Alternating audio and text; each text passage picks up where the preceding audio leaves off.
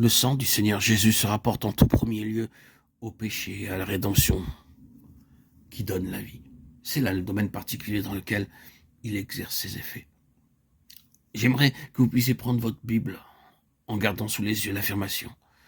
Si vous étudiez la chose de près, et nous ne pouvons pas le faire ici, vous verrez à quel point toute la parole de Dieu manifeste que c'est bien dans ce sens-là que le sang de Jésus exerce ses effets.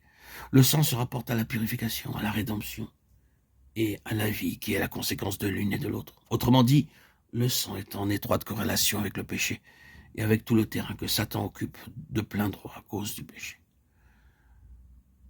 Quand nous parlons du terrain que Satan occupe de plein droit, nous voulons dire que par nature, d'après la parole de Dieu et d'après l'expérience de ceux qui sont venus au Seigneur Jésus, la création tout entière est asservie à Satan. Peut-être contesterez-vous la chose, parce que dans ce domaine particulier, il vous manque une expérience personnelle.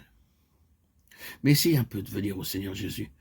Vous ne tarderez pas à découvrir à quel point vous êtes l'esclave du diable. Il n'y a que les prisonniers qui cherchent à s'échapper, qui peuvent réaliser qu'ils sont vraiment prisonniers. Mais ce que la parole de Dieu nous dit est vrai, et l'expérience de tous ceux qui sont vraiment venus à Christ en est une démonstration. Toute la race humaine et la création tout entière, dans leur état naturel, sont maintenant esclaves de Satan. Mais la puissance de Satan et son autorité tiennent à une condition, et cette condition, c'est le péché. Là où se trouve du péché sous une forme quelconque, Satan exerce une autorité légitime, et il peut de plein droit maintenir son emprise. Il tient la race, et c'est par le péché qu'il la tient.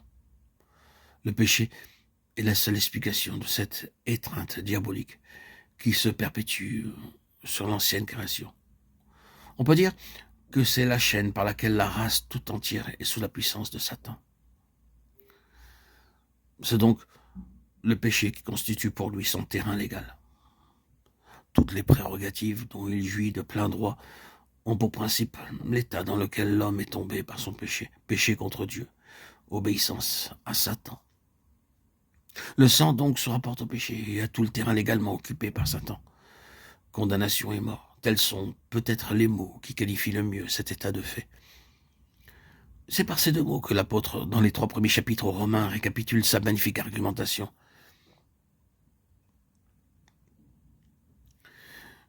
Après avoir passé tous les siècles en revue, parcouru tous les domaines de l'existence humaine, après avoir tout examiné et tout passé au crible des exigences de Dieu, il finit par tout enfermer sous le péché. Il n'y a pas de juste don, pas même un seul.